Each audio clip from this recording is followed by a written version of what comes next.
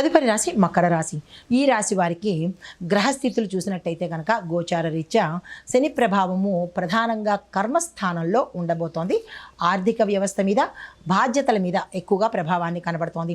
గురు దృష్టి ఉన్న చోట, అంటే ఎక్కడైతే ఏ అంశంలో అయితే గురు దృష్టి ఉంటుందో, అంటే 12 భావాలలో ఏ భావం మీద గురువు యొక్క దృష్టి ఉన్నదో ఆ అభివృద్ధి, విస్తరణ, మార్గదర్శకము ఉండే అవకాశం కనబడుతోంది.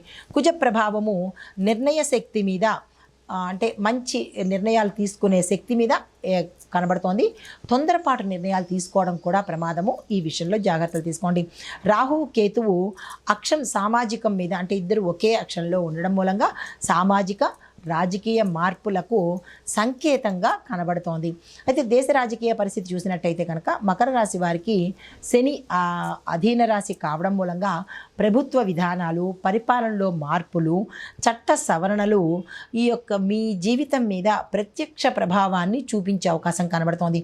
ప్రభుత్వ రంగ ఉద్యోగస్తులు ఒత్తిడిని ఎదుర్కొనే అవకాశం కనబడుతోంది.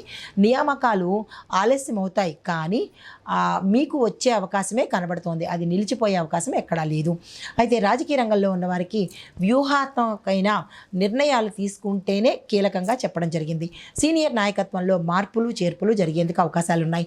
అయితే ఈ సమయంలో మీకు శాంతి, సహనము, వ్యూహము, ఈ 3 ప్రధాన ఆయుధాలుగా చెప్పడం జరిగింది.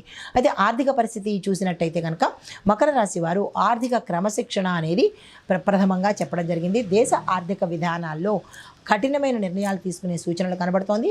పన్నులు అంటే ట్యాక్సు, బ్యాంకింగ్, రియల్ ఎస్టేటు, ఈ 3 రంగాల్లో క్రమబద్ధీకరణ చేసే విధానం కనబడుతోంది.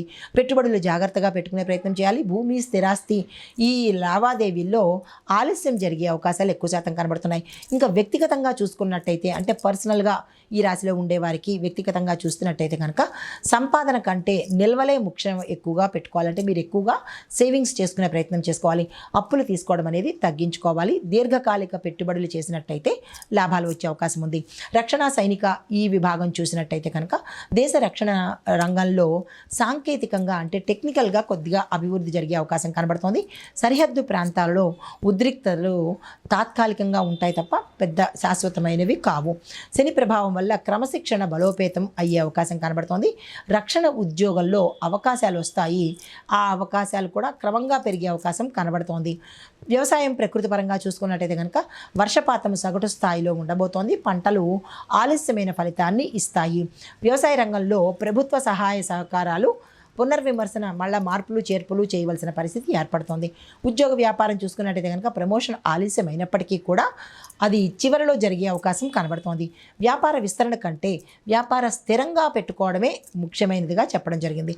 అయితే ఐటీ, ఇంజనీరింగ్, నిర్మాణము ఈ రంగాలలో మిశ్రమ ఫలితాలు వస్తున్నాయి తప్ప పెద్దగా చెప్పుకోదగినటువంటి లాభాలు కానీ ఏవి గోచరించట్లేదు. భాగస్వామ్యంలో, పార్ట్నర్స్ వ్యాపారంలో కొద్దిగా అపార్థాలు వచ్చే అవకాశం కనబడుతోంది. ఈ విషయంలో జాగ్రత్తలు తీసుకోండి. కుటుంబ, వ్యక్తిగత జీవితం చూసినట్టయితే కనుక కుటుంబంలో బాధ్యతలు పెరుగుతాయి.